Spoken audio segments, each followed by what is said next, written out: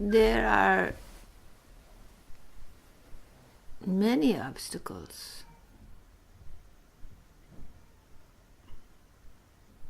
in the world today to a peaceful and harmonious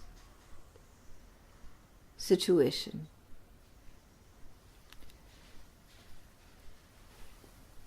The conflicts and difficulties that people engage in are both on a global level, national levels, state levels, and personal levels, organizational levels.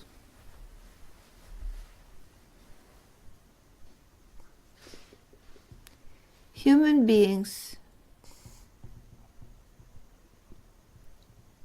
must learn to resolve their conflicts through open and respectful communication, understanding differences, accepting differences, and finding common ground amid their unique experiences. This is true in global settings. This is true in national settings. This is true in all government, in business, and in religious organizations and spiritual organizations, and in families.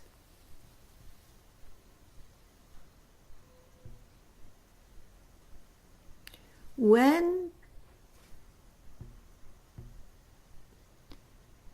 people break off communication and refuse to discuss and find common ground, then trouble arises. In all levels, this is true.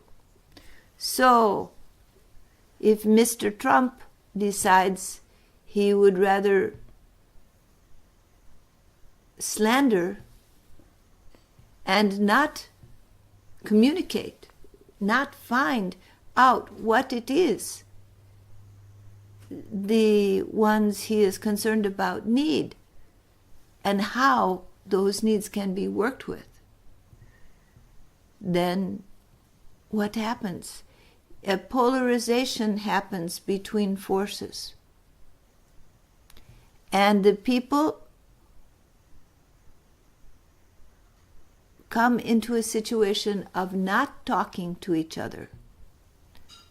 So the United States is not talking meaningfully to North Korea, or vice versa. And North Korea, feeling threatened, will naturally continue to defend itself as it feels is most effective. And the more desperate they become, the more likely they are to develop arms and to use them. The more fearful the United States becomes of losing its power or of destruction by the emergence of power of this unknown they are not talking to, the more they act in aggressive fashion. So, with these two forces, unwilling to talk, there is a tension that must find a resolve. Either they will talk or something else will happen, isn't it?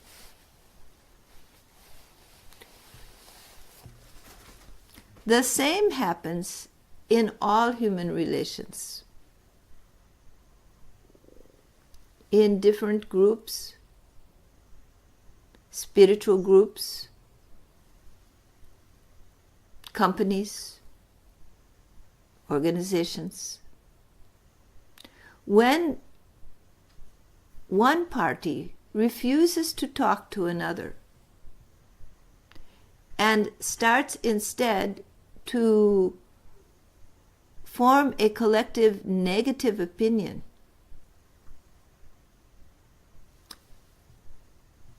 the gap grows, and it will continue to grow because of the lack of viable communication.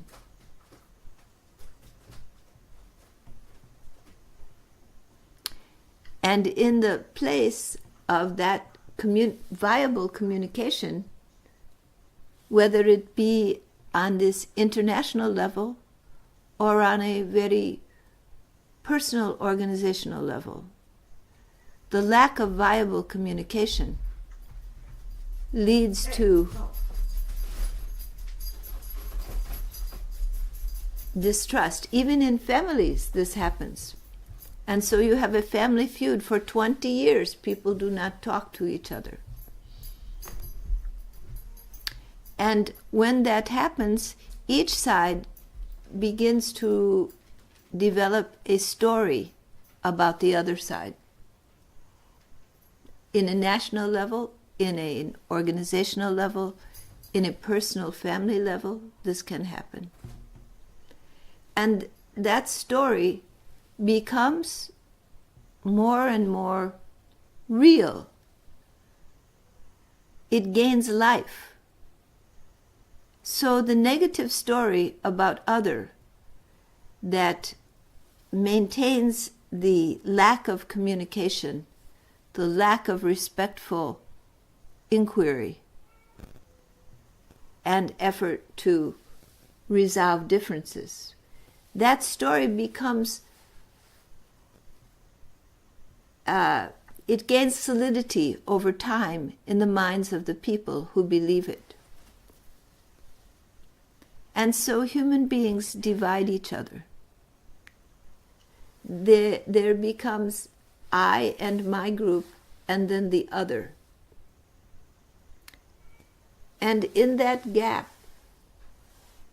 the other is demonized in some way, slandered in some way, because there is no communication to bridge that gap and find the common humanity and loving kindness. This is a spiritual deficit.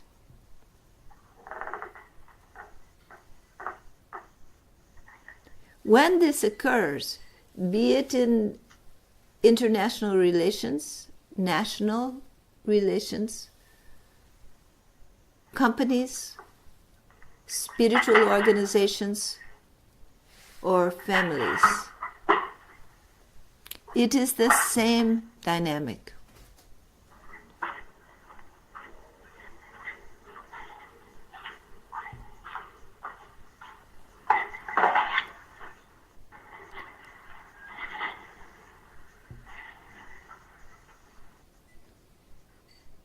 Battery 100%.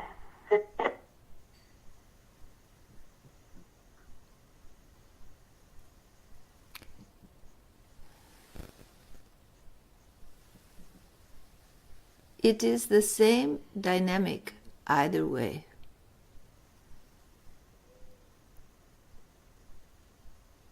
Can you hear? Yes. Is it still going? Yeah. All right. Govinda joined, but he made some noise and he's not now. Yeah. All right. So,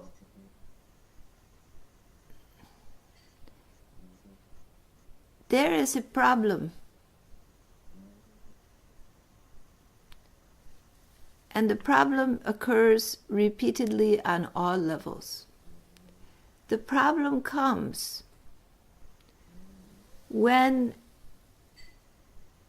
either both sides or one side unilaterally decides to break off communications, they cannot find a common denominator, and the human connectedness is broken.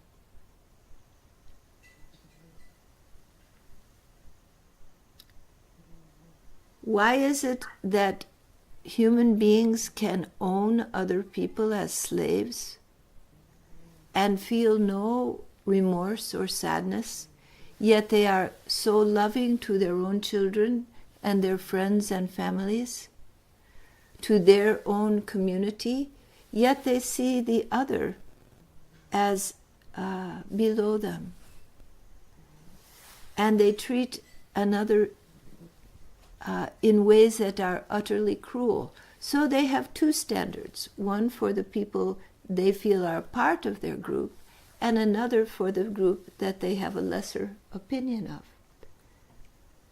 Why? Because they have not bridged that gap of communication and found the common denominator. And instead, they have woven a story, a belief about who they are and who the other is. And so slavery becomes acceptable to human beings.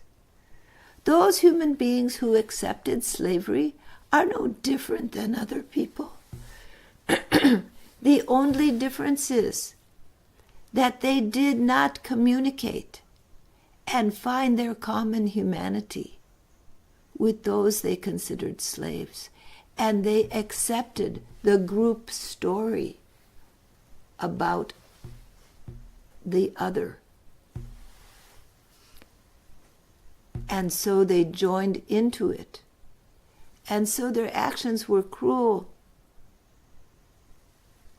And today, someone may judge them, saying, how can such people be that way? But they are no different than anyone else. They just accepted the group norm. And they divided the other and did not bridge that gap of humanity to find their commonality.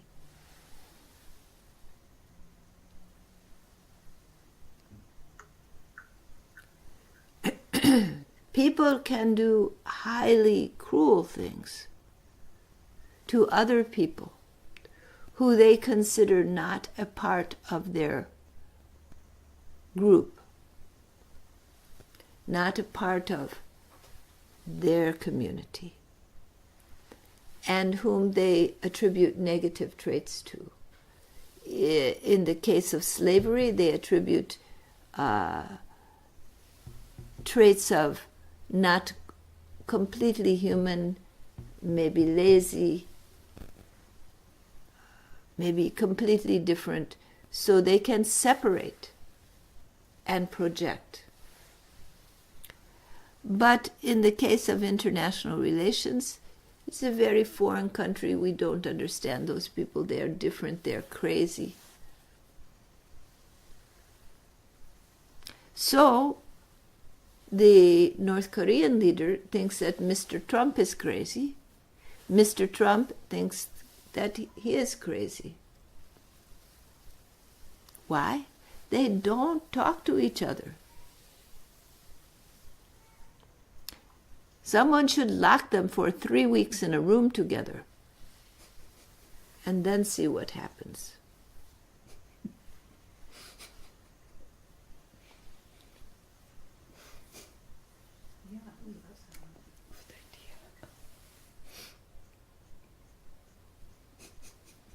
But they are not unlike many other people. This is what I'm saying. They are not like many other people. Do the same thing. Perhaps not as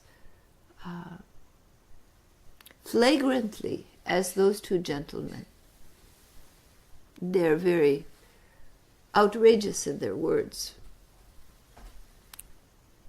Some people are a bit more dignified in their words. But the judgments the feeling of them and us, the unwillingness to open honest and viable communication and see the needs and feelings of another. Those are common traits shared in all conflict situations. Conflict arises not simply because there are different intentions, but because the parties refuse to understand each other, refuse to communicate, want to dominate. One party over another wants to dominate rather than communicate. They can dominate by silence, not having any interaction. They can dominate by blasting with interactions that are non-communicative. But most of all, the dominance comes because the group that is identified, whether it's a nation or a family or an organization,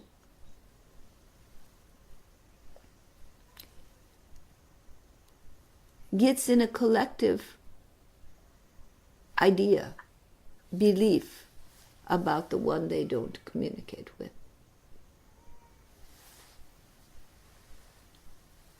And they sustain it. It becomes self-perpetuating. And the longer it goes on, the wider the gap, the more embedded and enmeshed the belief systems become. And so the two parties become hostile.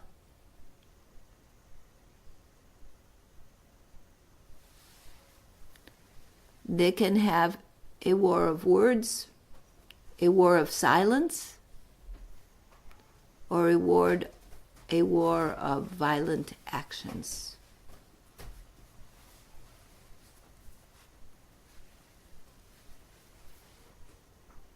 But all are wars.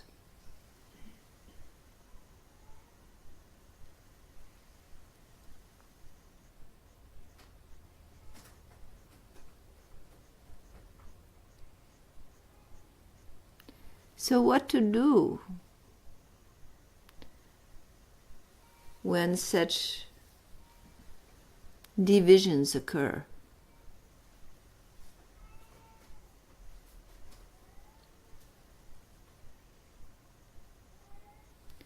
Someone should attend to the cat. If you're out.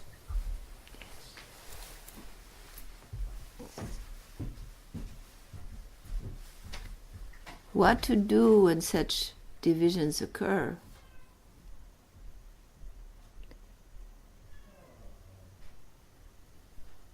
Usually they cannot be resolved by the parties themselves because they become very invested in the stories, their separate stories about each other, their separate negative stories.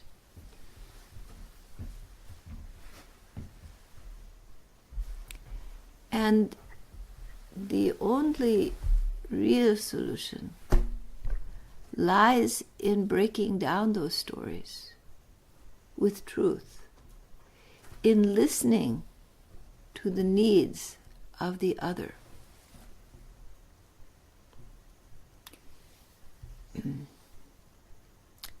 If the United States listened to the needs of North Korea to be recognized, to feel secure,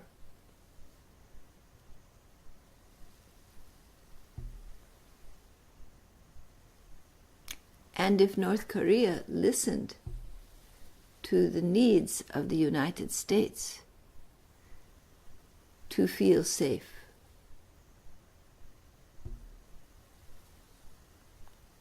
and to have a strong hold on world politics for its own security, the two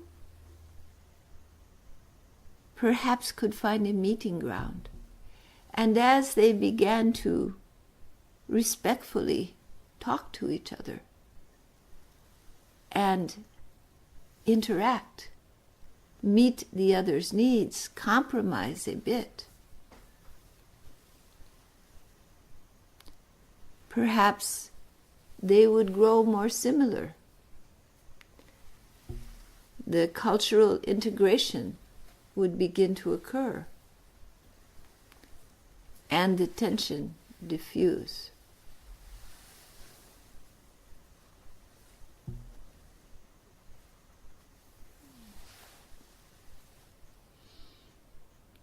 But as long as North Korea will only build missiles to keep itself safe by being able to destroy the United States will not listen.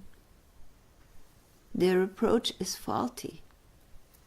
As long as the United States will not listen to the demands and needs of North Korea for respect and assistance to get them on the right way, North Korea will become more and more an outlaw.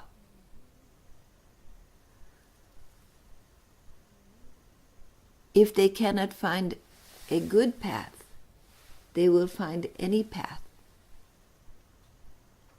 If they cannot be praised and brought into the fold of international relations, they will become an outlaw, and they will act as an outlaw. So both sides refuse this viable communication, and thus a situation of great strain has been created. This dynamic is very common, as I have said, in all levels of human interactions.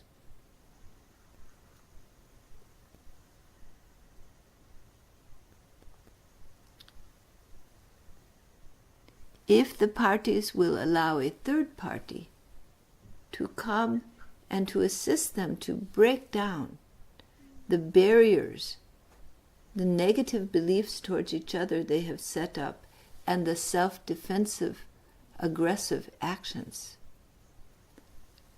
then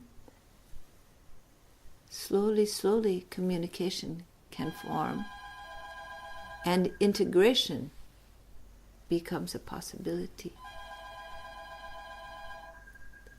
The other option is oppression, one dominating the other, or a Cold War standoff.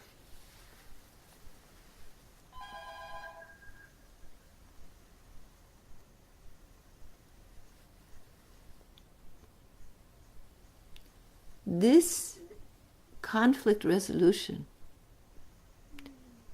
is an essential need in human society. And when two parties have become set in their negative beliefs towards each other and in their aggressive actions towards each other,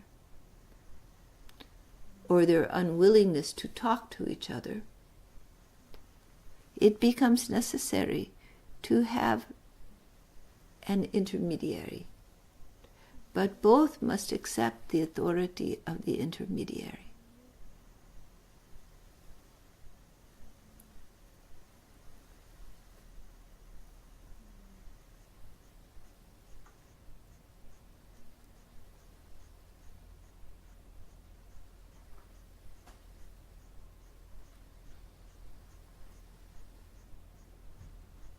Human beings have the tendency to revert to aggression and self-defense when they feel threatened.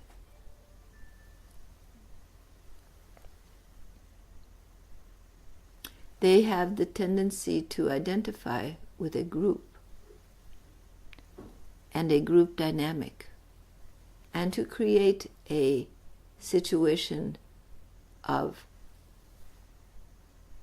them and us, where there is a defensive demeanor towards other.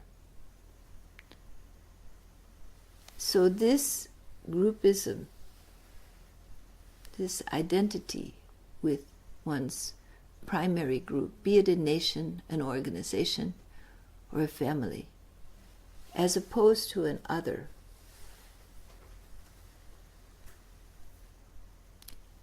becomes the source of struggle, discord, and violence. All too common in human society. Human beings have made efforts over the millenniums to control violence.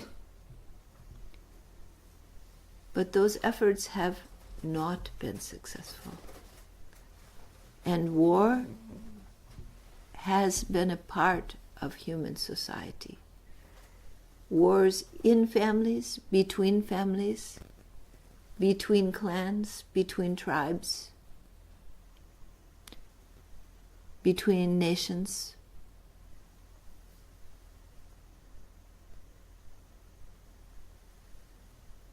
On small scales and on large.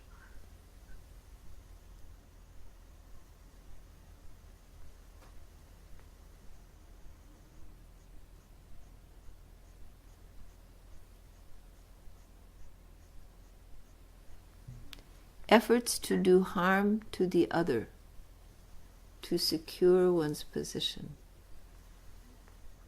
are always there.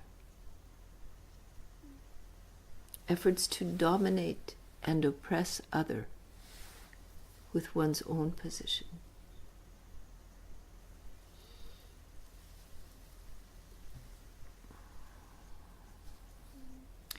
This is a part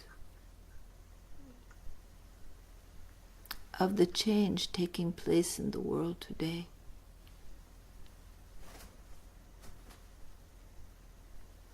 Under stress and strain, these primal tendencies of human beings increase as fear increases in the minds of people.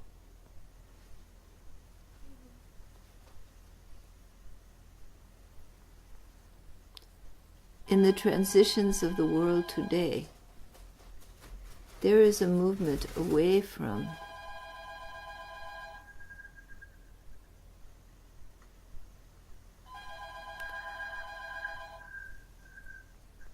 the prior aggressiveness into a world of communication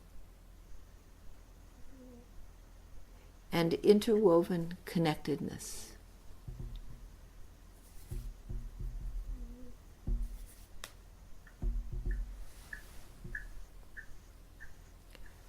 But in this movement,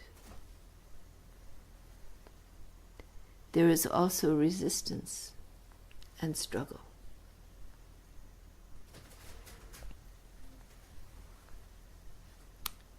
And today's situation reflects that struggle. Old ways rise to the surface. When people feel afraid,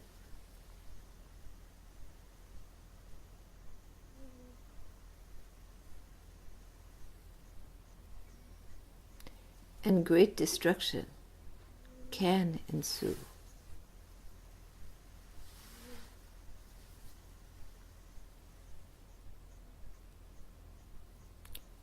The solutions lie in viable, compassionate communication,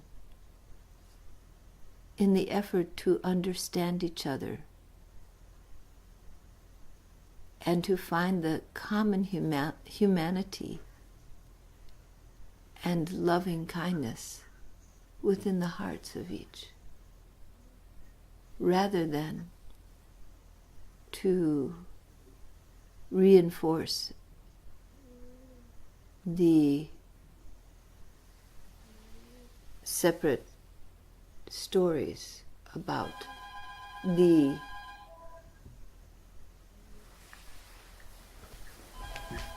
faults and failings of the other.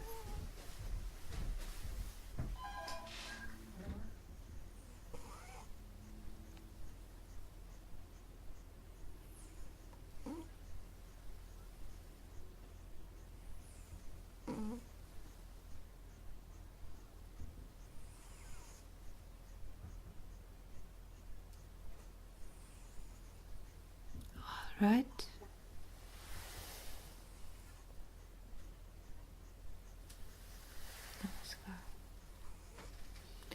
These things come in everyone's life, not only in the lives of nations, but of people, ordinary people.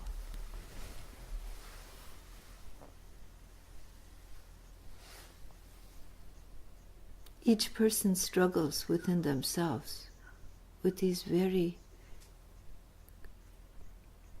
tendencies.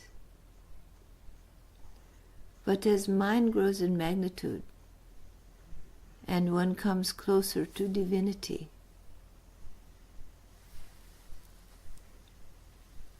there is less tendency in these directions. But there are times in the spiritual path where these tendencies rise up.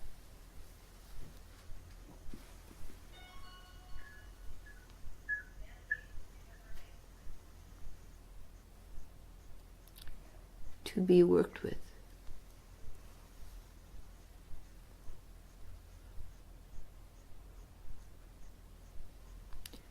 These are primal tendencies of the human mind and the human society.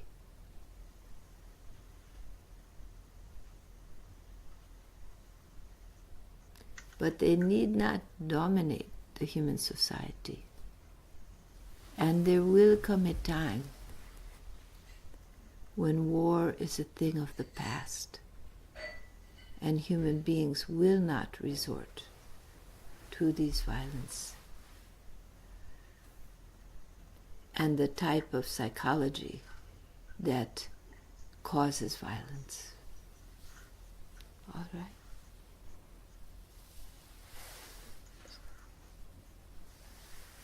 Are there any questions? I think, Baba, in this process of communication, I found it very extremely important, and particularly nonviolent communication. However, if there are two parties, countries, organizations, families, as you mentioned, and one side shows unwillingness to communicate, the other is willing to communicate, how that bridge between this kind of very opposing forces can minimize so the other party will be willing to come on the table and communicate. We sometimes see this extreme, one is aggressive energy more, the other is kind of subordinate to that. It happens always. One can be that both refuse communication.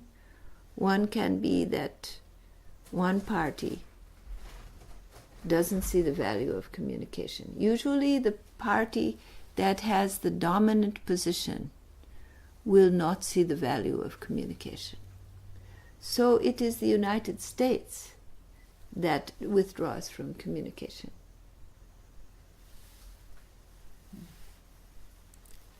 Usually the dominant party, the one that feels strongest, feels they can succeed in not communicating. They will use that. It is a form of aggression. But that is why I say a mediation, a third party, is sometimes needed. So the courts of law have developed. Because there are so many disputes between people. And they cannot find a common denominator. If there were a court of law to take Trump and North Korea to, that would be good. I like the idea of putting them together in a room. Making them stay. Yes, they would benefit from that.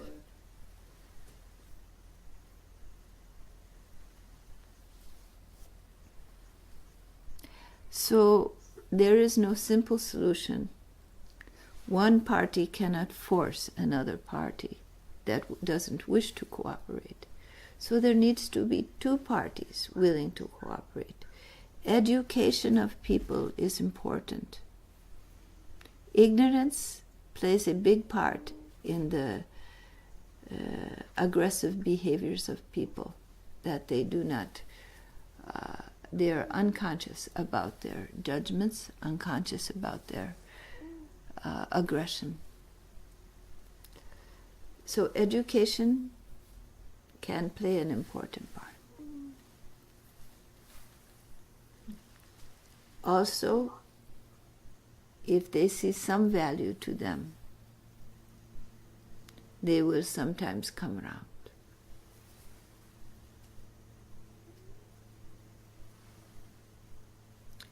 Once they become more conscious,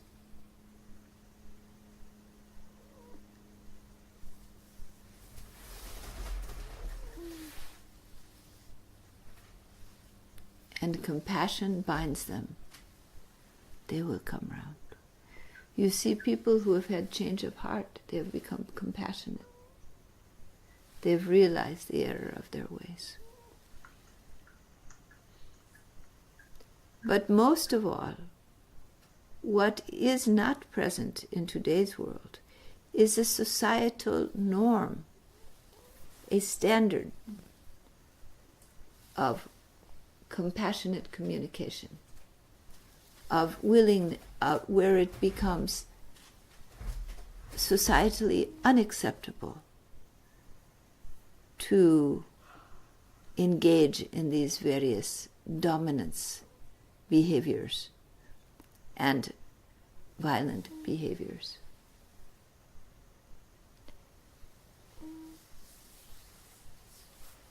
That will happen. And these tendencies of human beings will be regulated. But in today's world, that is not the case. And there is no simple solution. Education is foremost. And from education, establishing mechanisms within the society, be it global, organizational, or family.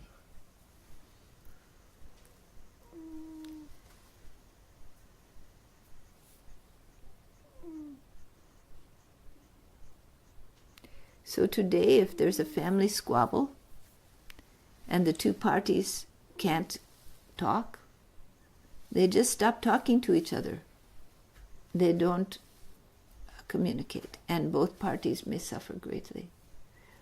But if the norm of the society is, you not only is it suggested that you seek some counseling, some intermediate to facilitate the communication, but that it is required, then you will find that the people, and not only required, it is socially unacceptable to act the other way, to demonize the one you don't like and to justify your mean actions. That if that becomes socially unacceptable, and there is very strong effort for mediation, then vast majority of problems will find a peaceful solution with the maximum amount of harmony that can be had.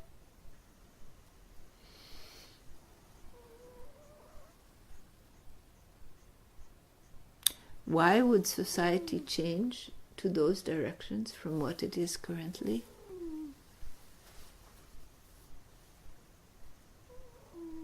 You must ask yourself that. All right.